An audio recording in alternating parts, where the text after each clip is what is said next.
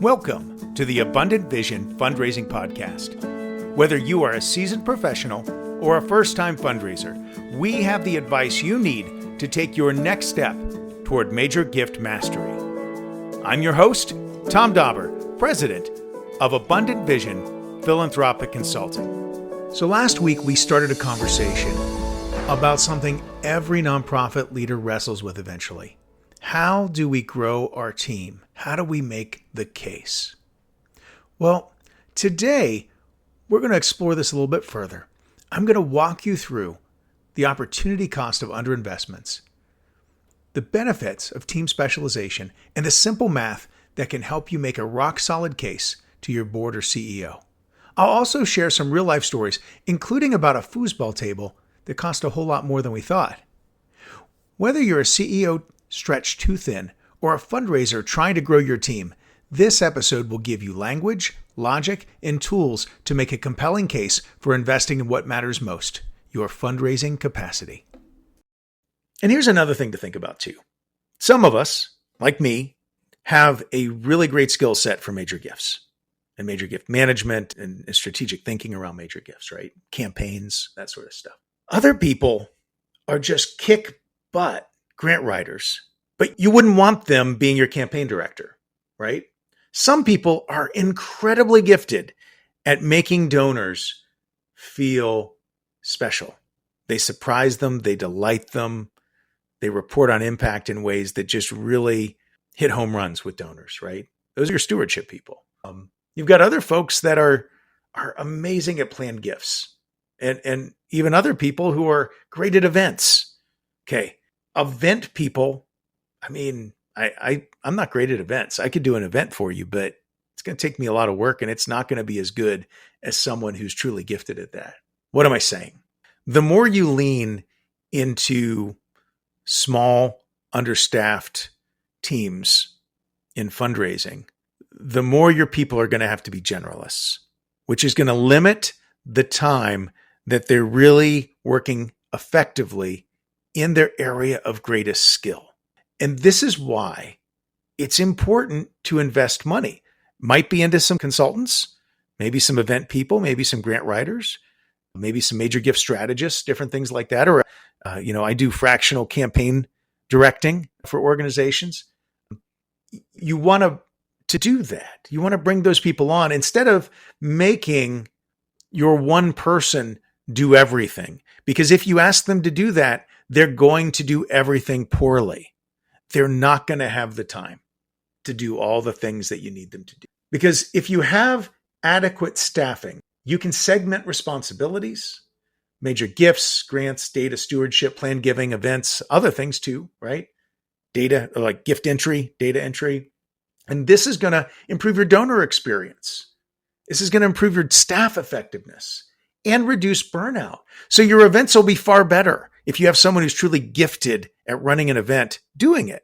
Your major gift prospects are going to be treated better by a person who's really good at that instead of having maybe a grant writer who doesn't really like, that type of work, going out to visit them, or maybe having an event fundraising specialist trying to get on the road and making cold calls and doing all those things. You really want to specialize in your fundraising shop if you can. The next point that I want to cover is data. And this is going to matter a lot, especially if you're dealing with a chief fiscal officer, or again, if you're dealing with, the folks that are really looking at the dollars and cents on your board. But this is where you're going to make the best case. And I'll tell you a little story. So I was at an organization and we essentially had 3 people, including myself, on this team. One person had half of their role focused on engagement, so alumni affairs, right? The other half was kind of admin work. The other had 50% of their position doing communications and 50% of their position also doing alumni work, right? And then myself, I was responsible for everything fundraising. To me, that didn't feel like a big enough team. And so over time, what I was able to do was really grow things out. I mean, I saw a need for lots of communications people, more communications people than we had. And certainly on the fundraising side, we had a lot of need there too. And so over time, what happened is I just kept going to my leader and making the case to grow the team. And by the time I was done, we'd gotten to the point where we had like 4 or 5 communications people, and the team was big enough. We actually broke them out, spun them out into their own office, right? And then with the fundraising team, we were able to add a second fundraiser. We were able to add a dedicated stewardship person. We were able to create a dedicated alumni affairs person and a dedicated admin that I shared with someone else. And we even brought on a student intern to help out. And so we went from really just having 3 people doing all that stuff to really almost 10 people. And that really helped move the organization forward when we could specialize appropriately and have all we need. So we've got to look at metrics if we're going to make this argument. So I would start, honestly, by using what I'd call the 5%, 10% rule, the 5 to 10% rule. and this is just back of the napkin math, right? Roughly 5 to 10% of any engaged donor or constituent group likely has major gift capacity. So what that means is if you've got 5,000 individuals that are in your mailing list, right? Well, what that means is you probably have somewhere between 250 and 500 major gift prospects. Now, in many organizations, they would expect a development officer to manage 100 to 150 prospects. To me, that isn't really possible. And the reason I say that is, let's say you have 100 prospects. Well, in any prospect portfolio, a third of your portfolio should be being solicited that in a given year. A third should be being cultivated in any given year towards a solicitation.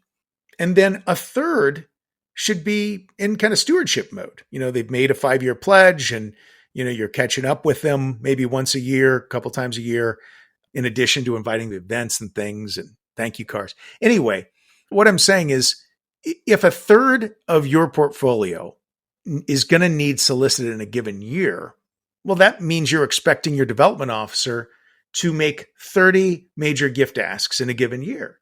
And that's just not feasible. That's not realistic. A major gift takes time to think about. It takes trust. This is not a thing you just say yes to, right? Not without significant relationship building with the organization.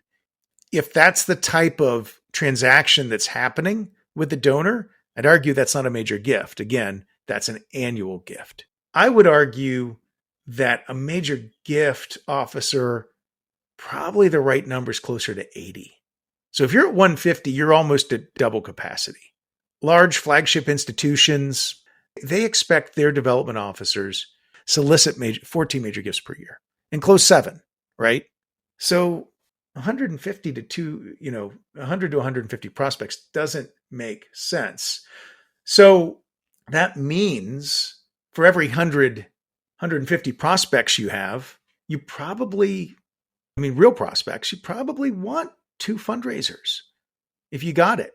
That way each person can manage about 75, 80 people. You can go a little higher on that. A lot of organizations do, but I wouldn't recommend it, right?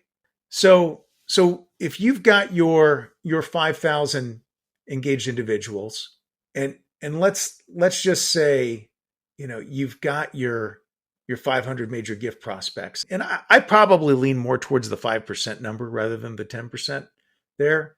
But, 4 major gift officers, maybe 5 for that group of people for 5. If it's 4, that definitely hits your 250, but really to get good coverage, I'd be looking at 5 to 6 really if it's 500. Tom Dauber here for Abundant Vision Philanthropic Consulting. Fundraising can be hard work, and it can be hard to mentally get into the place you need to be in order to see new opportunities. Everyone struggles with it. We are like the fish in the fishbowl who just can't see the water they're swimming in. That's when having outside expertise comes in handy. For 25 years, I've been helping nonprofits analyze their challenges, discover new ways forward, and develop clear plans that lead to greater fundraising revenues. Now I am available to help your organization develop the abundant vision it needs to inspire new levels of philanthropy at your nonprofit as well. Check out abundantvision.net to start your journey toward greater fundraising success today. Now, back to the show. Taking this approach, it doesn't require expensive wealth screening to begin making your case. It's really just strategic planning based on ratios that are fairly common across our industry. So you should be thinking about your current ratios. If you're the CEO and you don't have a development officer working for you, how many relationships are you responsible for? And realistically, how much of your time is going towards managing those people, managing those relationships? Are you really connecting with them in a meaningful way 3 to 4 times a year? Are you carrying 200 relationships yourself? Is your responsibility for that many people as the CEO? If it is, you've got a real problem. And I guarantee, even without doing a wealth screening, you're leaving money on the table because your key prospects should not be going uncontacted for months at a time. Your donors should be stewarded post-gift. They should be getting handwritten thank you notes. They should get texts from you with pictures of the new space they helped build, right? Or are you just thanking them and forgetting them and coming back to them when you need something? That's a transaction, and that is going to contribute to you losing more donors each year. You got to stop that. What you have when you don't have enough fundraising or enough budget going towards fundraising and fundraising services, you have a capacity problem with your organization, not a donor or a fundraising problem. So again, just looking at the numbers involved with portfolio management should be able to help you make your case. Now, the other question too is, can you get numbers for similar sized organizations, right? Let's say you raise $5 million a year or $10 million a year. Well, what other organizations in your community or even across the country have similar sized budgets? And because information like that is just available on GuideStar for free. You can look at their 990s, right? You can even sort that, filter that by revenue. You can actually see that information. It's easily sortable. And then you can do a little bit of investigative work to say, well, peer organizations, people that we're like, how many fundraisers do they have? If they have 5 times the number of fundraisers you do, well, that's a concern. And then aspirationally, if your goal is to be a 15 million organization instead of a 10 million organization, start looking at that. Are there orgs in similar sectors, nonprofit world, raising similar amounts of money? And what are they doing? And how do you get to where they're at if you're not there yet? Benchmarking can really make a powerful case because it helps normalize things. I remember a time when I was interacting with a university and their highest potential school had a quarter of fundraisers as one of their lesser schools. And the lesser school was pretty close to what they were doing. Now, the lesser school, they were spending more money on fundraising and they needed to get to where they were. But that other school was way underperforming because they only had one fundraiser. And what I saw over the course of years was people figured that out.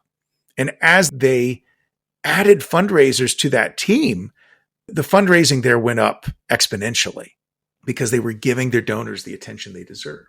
And here's the other thing you want to watch out for. So many organizations get into crises because they don't have the money that they need. A great best practice is to have a certain number of years of operating costs just in the bank. It's kind of your emergency fund, like you do for your household budget, right? But what you don't want to do is wait till your organization is in financial trouble to start hiring fundraisers and start investing in fundraising. It is much cheaper to invest in adequate staffing now than to try and recover lost gifts or to re-engage disengaged donors or to rehire and retrain after burnout leading to turnover. What you're doing by investing in fundraising now is you're creating stability today so that you protect tomorrow's revenue. You don't want to be in crisis mode. You may create some sense of urgency, but really the message that you're going to be giving to your donors is, hey, we manage money poorly.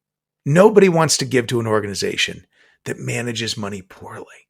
So don't do that. Show your donors that you manage money well by investing in the things that make really great impact on your revenue. And that's fundraising.